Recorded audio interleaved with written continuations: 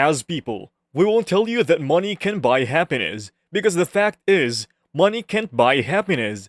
That's why it is good for you. It'll only reinforce your current identity. Having more money won't help, and may even make things worse. Being a generous person will also open up more doors for you.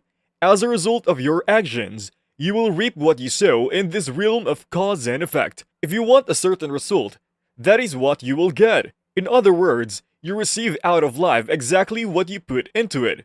To sum up for today's video, here at Investing Path, we will be sharing 5 ways you can handle your money that will lead to increased prosperity.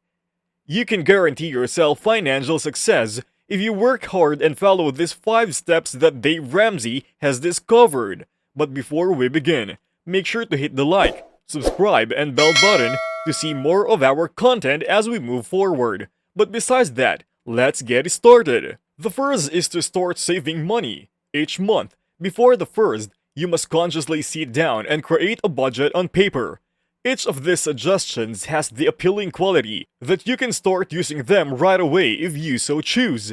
Making a budget is a choice you can make right now. Since we can expect you to continue receiving the same amount of money each month, we have decided to begin practicing good financial management immediately. The second is that you must stop spending more than you earn. So here's the deal.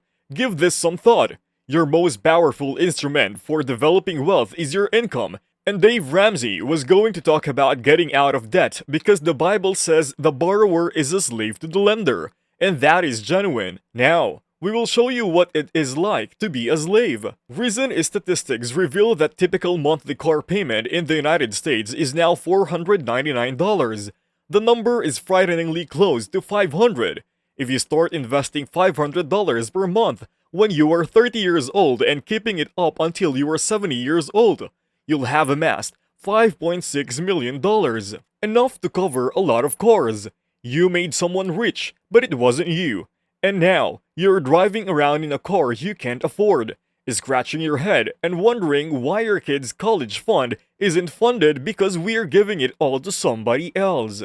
Perhaps you picked up on the fact that something is off here. You've got a MasterCard in your wallet, and some of the individuals in here have school loans that have been there so long. You can't be a slave until you have a master, and that's not easy to get. No one is being singled out here. Well, so how about this? What would happen if you suddenly stopped receiving any money? We simply cannot imagine the implications of that. The decisions you make will determine the course of your life. It is the only one that will make a difference, and it is the only one that will work.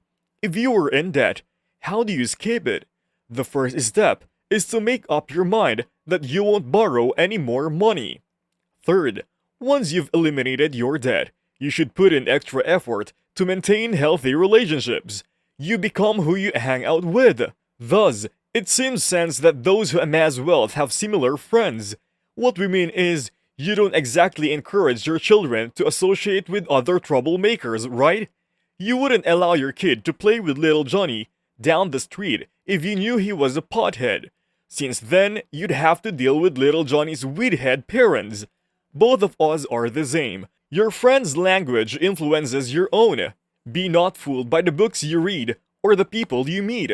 5 years from now, you'll be exactly the same person you are today. After 10 years, if you keep up the same habits as your group of 10 closest friends, your income will be within 10 to 20% of theirs on average. You are powerless to prevent yourself from doing it. It doesn't mean we are beyond becoming friends with people who don't have money though.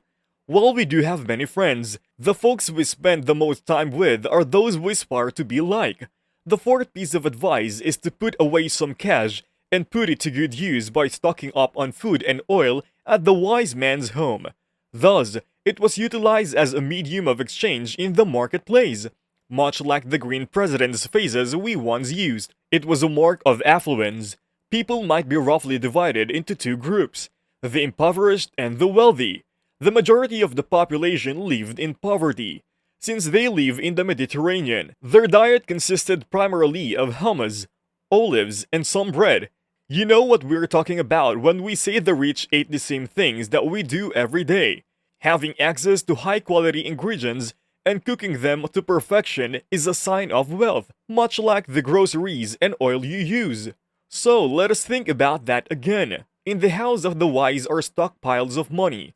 By the way the rest of that one states, and a foolish man devours all he has.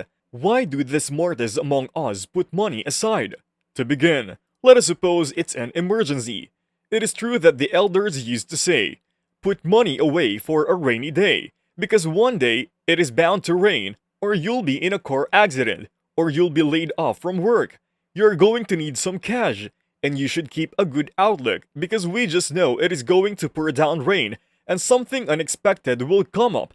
This one is beyond us. An unplanned pregnancy? Okay, but people can think of all sorts of things that constitute emergencies, and you'll need to save and invest so you can retire in comfort and style. If you're going to blow all your money and count on the government to take care of you because it has a stellar reputation for fiscal responsibility, then you should probably think twice about that. What we mean by this one is that you are on your own. They aren't coming. There is no white horse, and the cavalry hasn't arrived yet. You have the power to determine your own fate, which is wonderful news. Unlike the previous one, which centered on financial generosity, the one emphasizes the joy that comes from giving. Being generous is a choice that comes from a charitable mindset. Generous people are more appealing because they open doors for others. They're often the first to smile and say hello when they see you. These are the types of diners who always leave a tip. When we dine out, we always leave generous gratuities because we believe it shows compassion. Being generous takes a special kind of soul. Everything shifts when you start giving, but it is hard to do if you're strapped for cash, settled with debt, have no savings, no game plan, and aren't regularly surrounded by individuals who also value generosity. Your choice is yours to make right now. Doing so will alter not just your own destiny, but also the fate of all those who share your surname in the generations to come. That's how potent it is. Incredible, with deeper sufferings and loftier joys. All bets are off, and you'll get what you need to succeed in business and provide for your loved ones after you figure out how to rearrange the furniture in your bank account. On the other hand, we'd like to know what you think about these 5 steps that we just provided to you. Do you think you'd be able to keep up in the following them? Or do you have some tips as well as that you'd like to add to the list? Make sure to share your thoughts in the comment section below. But other than that, thanks for watching. This is Investing Path. And if you enjoyed watching this video, then make sure to hit the like, subscribe, and bell button to stay ahead for more of our future personal investment and financing updates and tips for you. Thanks again for watching, and we'll see you in our next video.